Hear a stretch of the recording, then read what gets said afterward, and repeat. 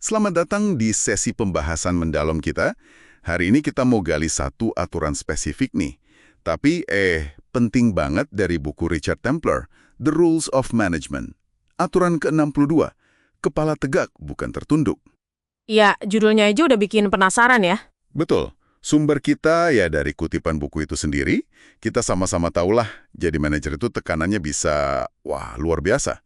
Pekerjaan rasanya datang dari semua arah, gampang banget buat kita tenggelam, gitu. Cuma fokus sama yang di depan mata. Kondisi kepala tertunduk istilahnya Templer ya, fokus ke kerjaan aja. Iya. Nah, misi kita kali ini mau coba bongkar. Kenapa sih Templer sampai nekenin banget buat jaga kepala tetap tegak? Apalagi pas lagi susah. Apa artinya ini buat Anda yang lagi di posisi manajerial? Mari kita bedah yuk. Nggak dihargai. Anda mungkin pernah ngerasain kan? Rasanya pengen, ya udah deh lah, kerjain aja rutinitasnya. Itu poin krusial. Rasa lelah sama yang Templar sebut gelas tengah kosong itu bukan cuma perasaan loh. Itu bisa jadi sinyal strategis yang kalau diabaikan, bahaya. Maksudnya gimana tuh? Ya, kalau kita kelamaan kepala tertunduk, kita bukan cuma jadi nggak efektif ngerjain tugas. Tapi kemampuan kita buat lihat peluang atau ancaman yang lebih gede itu bisa terkikis. Ongkosnya jadi lebih mahal dari sekedar capek biasa gitu. Wah, oke. Jadi resepnya Templar itu secara sadar, kita harus jaga kepala tetap tegak. Maksudnya tetap optimis, lihat ke depan gitu ya. Tapi seringnya kan ini dianggap, naif atau nggak lihat masalah yang ada. Gimana Templar menyeimbangkannya? Nah, ini dia nih. Bagian menariknya, kepala tegak ala Templar itu bukan berarti optimisme buta, enggak. Justru dia juga menekankan kewaspadaan. Harus tetap awas sama detail-detail kecil. Oh, jadi nggak melulu lihat gambaran besar aja? Tepat.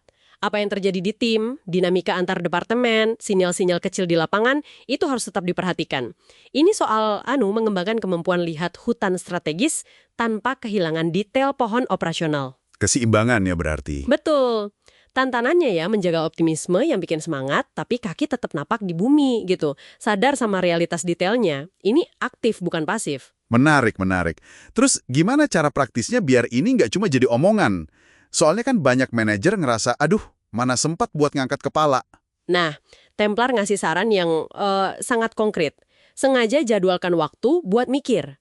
Bukan nunggu ada waktu luang, tapi diagendakan. Harus. Diagendakan, seperti meeting gitu. Bisa jadi, mungkin pas lagi di perjalanan, atau lebih bagus lagi, ya blok waktu di kalender, kasih label, waktu strategis atau waktu refleksi. Banyak yang anggap ini kemewahan kan? Nggak sempat. Tapi Templar lihat ini sebagai disiplin inti manajer profesional. Jadi bukan soal punya waktu, tapi membuat waktu ya? Persis. Karena kita sadar nilai strategisnya itu jauh lebih besar daripada sekedar nyelesain tugas berikutnya yang numpuk. Oke, jadi ini investasi, bukan kemewahan. Betul sekali.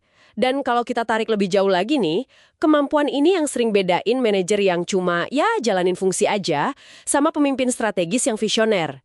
Ruang berpikir yang Anda sengaja ciptakan itu yang bikin Anda bisa nangkep pola, antisipasi pasar, lihat inovasi yang mungkin kelewat sama orang lain yang sibuk mademin api terus. Kayak kata Templar, tadi ya, mata awas ke pohon, tapi pandangan jauh ke hutan. Ya, keduanya butuh perhatian yang disengaja, nggak bisa otomatis. Oke deh, jadi kalau kita rangkum nih, aturan ke-62 ini intinya soal mengelola perspektif secara aktif.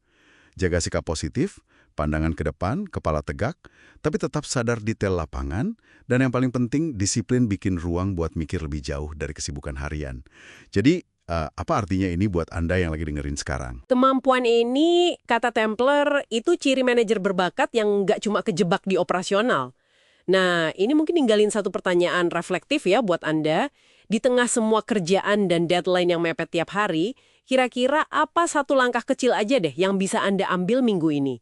Untuk mulai menciptakan ruang mental, bukan cuma waktu loh ya, tapi ruang mental, biar bisa secara konsisten angkat kepala sedikit dan lihat gambaran yang lebih luas dari tumpukan kerjaan di depan mata Anda itu.